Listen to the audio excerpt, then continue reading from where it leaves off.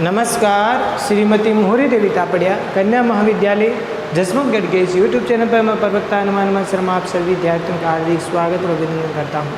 प्यारे विद्यार्थियों, बीए तृतीय वर्ष की कक्षा में हिंदी साहित्य विषय के अंतर्गत आधुनिक काव्य जो आपका प्रथम प्रश्न पत्र उसमें सूर्यकांत त्रिपाठी नेहरा जी कविता जागो फिर एक बार और बादल राग से संबंधित महत्वपूर्ण प्रश्नों की श्रृंखला चल रही है।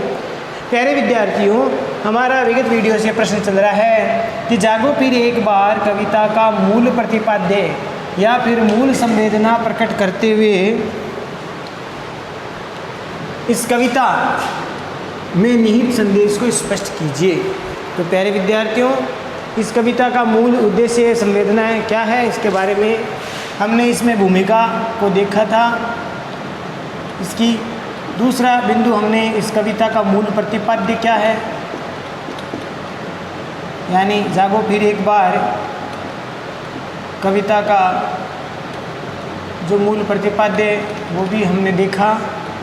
इसके बाद हमने जागो फिर एक बार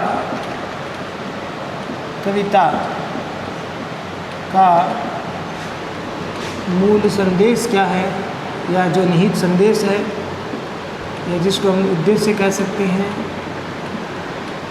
ये क्या था, इसके बारे में हमने दो बिंदुओं पर चर्चा की थी।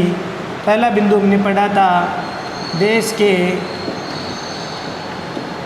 उद्धार का संदेश। दूसरा हमने पढ़ा था ज्ञान चेतना का संदेश। इन बिंदुओं पर हमने चर्चा की। प्यारे विद्यार्थियों, अब हम अगली विशेषता लेते हैं सामाजिकता का संदेश, सामाजिक प्रगतिशीलता का संदेश।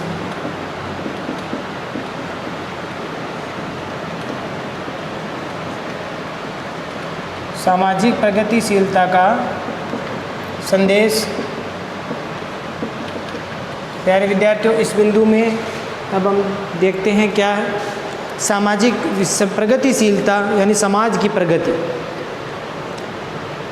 प्रस्तुत कविता यानी जागो फिर एक बार जो निराला जी कविता है उसमें कवि ने समय की गतिशीलता का वर्णन किया गया है। जैसे प्रकृति समय पर आश्रित है या समय जैसे परिवर्तित होता है, जैसे प्रकृति परिवर्तित होती है, तो समय की परिवर्तनशीलता का वर्णन है वो निराला जी ने इसमें किया है कविता में, है ना। तो प्रस्तुत कविता में निराला जी ने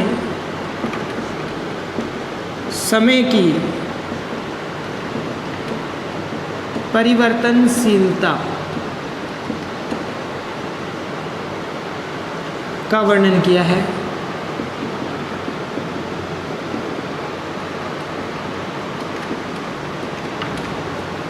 ठीक है। इसके साथ प्यारे विद्यार्थियों, सूर्योदय, सूर्यास्त, रात्रि, दिवस या दिन, अरुणोदय, फिर पुनः सूर्योदय, इस प्रकार का वर्णन कवि ने किया अपनी कविता जागो फिर एक बार में। तो इससे माध्यम से कवि ने यह बताया है कि प्रातःकाल कलियों का विकास होने लगता है। यहाँ पर देखिए, सूर्यास्त होता है, सूर्यास्त के बाद रात्रि, रात्रि के बाद पुनः जो अरुणोदय होता है, अरुणोदय होता है। इसी प्रकार से पुनः सूर्योदय सूर्यास्त होता है और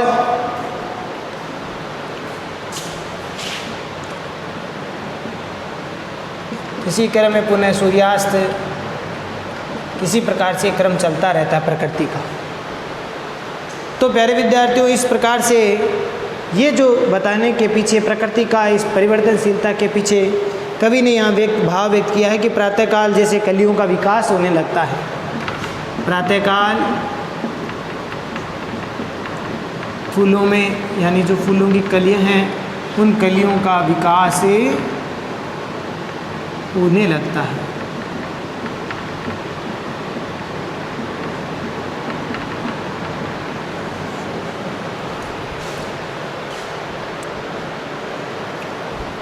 रात्रि का जो अंधकार रूपी निराशा है, रात्रि का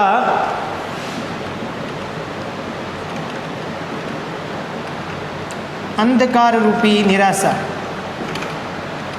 या रात्रि में अंधकार रूपी जो निराशा है, उसमें प्रातःकाल आशा रूपी जो किरणें हैं या प्रातःकालीन प्रकाश रूपी आशा, यानी अंधकार रूपी निराशा का जब अंत होता है, अंत होने पर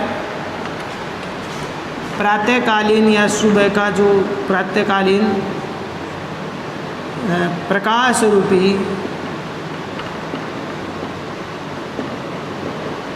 आशा, प्रकाश रूपी आशा का संचार होता है।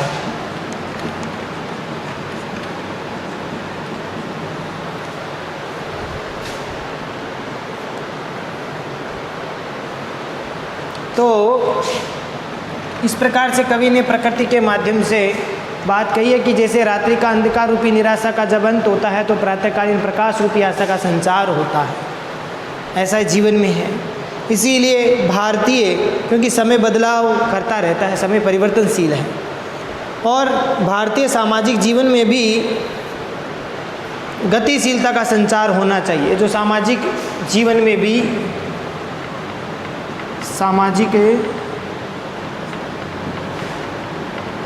में भी गतिशीलता होनी चाहिए, ऐसा कवि का मूल संदेश है।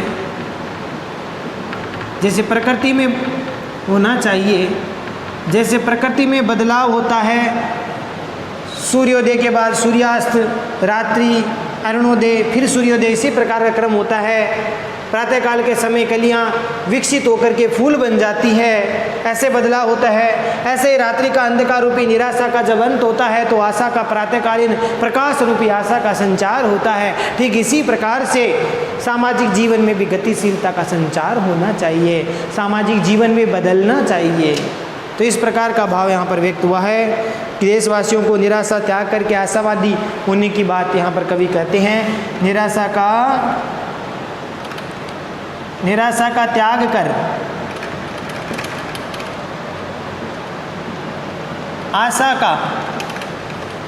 निराशा का त्याग करके आशा का या प्रगति, आशावादी व प्रगतिवादी बनने का संदेश दिया है। कवि ने निराशा का त्याग करके आशावादी व प्रगतिवादी बनने का संदेश दिया है, और देश के उत्थान के लिए जरूरी भी है, देश के विकास के लिए, देश के उत्थान के लिए यह आवश्यक है कि व्यक्ति को सामाजिक जो प्राणी है मनुष्य, तो उसको भी इसी प्रकार से आशावादी बनना चाहिए। और यह संदेश इसमें व्यंग्य के रूप में व्यक्त हुआ है। प्रकृति की जो चेतना का जो स्वर व्यक्त हुआ, उसमें कहीं न कहीं जनमानस के लिए व्यंग्य का भी स्वर व्यक्त हुआ है, समाज के लिए व्यंग्य का भी स्वर व्यक्त हुआ है। तो प्यारे विद्यार्थियों, ये था तीसरा बिंदु आपका सामाजिक गतिशीलता का संदेश, प्रगतिशीलता का संदेश। अगली विशेषता है प्यारे विद्यार्थियों आध्यात्मिक जागृति का संदेश। अंत में आध्यात्मिक जागृति,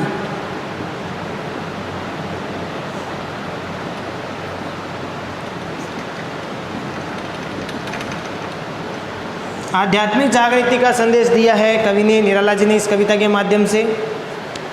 आध्यात्मिक जागृति के संदेश के अंतर्गत देखिए इस कविता में, हालांकि संध्या काल, रात्रि और प्रातःकाल इस प्राकृतिक जो बिंब या प्रतीक रूप में हम कह सकते हैं, या प्राकृतिक जो वातावरण है उसका मनोरम वर्णन कवि ने इस कविता में किया है। जागो पीर एक बार कविता में आप पढ़ते हैं तो हम पाते हैं कि इसमें प्रकृति का चित्रण किया गया है।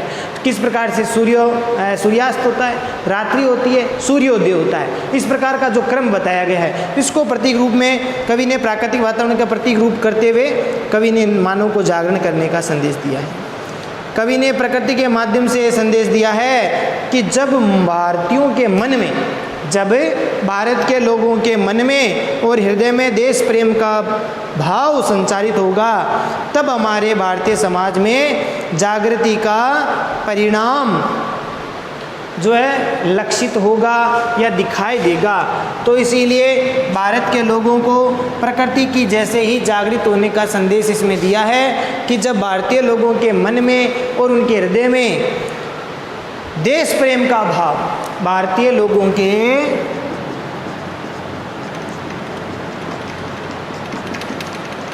मन में या हृदय में देश प्रेम का भाव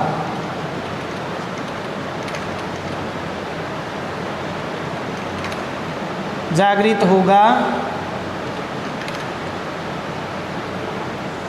तभी क्या होगा, तभी हमारे भारतीय समाज में इस जागृति का सुंदर परिणाम प्राप्त होगा, उसका सुंदर फल प्राप्त होगा। इसीलिए भारतीय लोगों को कवि ने जो है देश प्रेम का भाव हृदय में धारण करने की बात कही है, क्योंकि समय तो क्या है, सदा गतिशील है, रुकने वाला नहीं है, सदैव चलायमान है, ये चक्र की तरह समय चलता रहता है। और इसीलिए देशवासियों की जो आत्माएं हैं, देशवासियों के जो लोग हैं, उनमें भी पवित्र भावनाएं हैं वो ज़रूरी है। लोगों के मन में भी देश के लिए पवित्र भावना होनी ज़रूरी है। इसलिए कवि ने यहाँ पर ये संदेश दिया है, और अगर ऐसा ही भाव अगर होगा तभी देश का उद्धार हो सकता है। इस प्रकार से यहाँ पर देशवासियों के मन में, हृदय में देश के प्रति पवित्र भावना, जिसे हम आध्यात्मिकता हम कह सकते हैं, देश के प्रति आध्यात्मिकता का भाव या संदेश है वो व्यक्त किया है। तो इस प्रकार से प्यारे विद्यार्थियों ये हुआ बिंदु। अब आगे हम देखते हैं निष्कर्ष के रूप में। प्यारे विद्यार्थियों, निष्कर्ष के रूप में हम देखते हैं ये संदेश हो गए। निष्कर्ष के रूप में हम संक्षेप में हम कह सकते हैं प्यारे विद्यार्थियों कि कवि निराला जी ने प्रस्तुत कविता में, अर्थात जागो फिर एक बार जो कविता है, इसका जो मूल प्रतिपाद्य क्या है, एक तो देश प्रेम और नव जागरण की भावना का महत्व है। एक तो है देश प्रेम व नव जागरण की भावना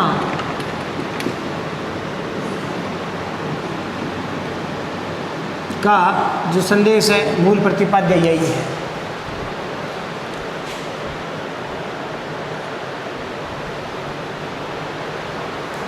नव जागरण की का जो महत्व है वह दिखाना इसका मूल प्रतिपाद्य है।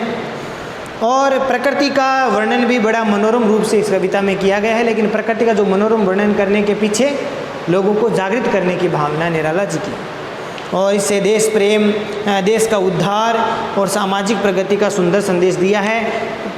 चित्रण तो निराला जी ने प्रकृति का किया, लेकिन प्रकृति चित्रण के साथ साथ जो संदेश क्या दिया है, जैसे प्रकृति बदलती है ऐसे भारतीय लोगों की मानसिकता बदले, देश प्रेम के प्रति भाव हो, देश के प्रति भाव हो, देश को स्वाधीनता का जो संकल्प है उसको पूरा करने का भाव, निराश हताश लोगों की जनमानस के लोगों के हृदय को परिवर्तित करके आशा का संचार करने का भाव इसमें व्यक्त हुआ है प्रकृति के माध्यम से। तो इस प्रकार का भाव यहाँ पर हुआ है, और जीवन में जागृति को देश की प्रगति का प्रतीक बताया। जो जागृत है वह देश प्रगति करता है, ये बात बताया। जो जागृत होता है वही देश की प्रगति, उसी देश की प्रगति होती है। जो देश जागृत होता है, जागरूक होता है, जिस देश के लोग जागरूक होते हैं उस देश की प्रगति होती है। इस दृष्टि से अगर बात करें तो ये निराला जी की श्रेष्ठ रचना है। जागो फिर एक बार प्रकृति के माध्यम से ही लोगों को जागरण का संदेश देने वाली कविता है। तो प्यारे विद्यार्थियों, इस प्रकार हम कह सकते हैं सूर्यकांत त्रिपाठी निराला जी ने देश प्रेम की भावना भी इसमें दिखाई देती है और बहुत श्रेष्ठ रचना है। तो आशा करता हूँ ये इस कविता का जो मूल प्रतिपाद्य जो हमने विगत वीडियो में पढ़ा, और इसके जो मूल संदेश है, देश के उद्धार का संदेश है, ज्ञान चेतना का संदेश है। आज हमने पढ़ा सामाजिक प्रगतिशीलता का संदेश, आध्यात्मिक जागृति का संदेश, और अंत में हमने पढ़ा निष्कर्ष। आशा करता हूँ ये आपको प्रश्न, ये जो उत्तर है वो समझ में आ गया होगा। बहुत महत्वपूर्ण प्रश्न है। तो आज के लिए बस इतना ही। ये प्रश्न आपका पूर्ण हुआ और अगले वीडियो में फिर मिलेंगे नए प्रश्न के साथ। आशा करता हूँ ये आपको ठीक से समझ में आ गया होगा।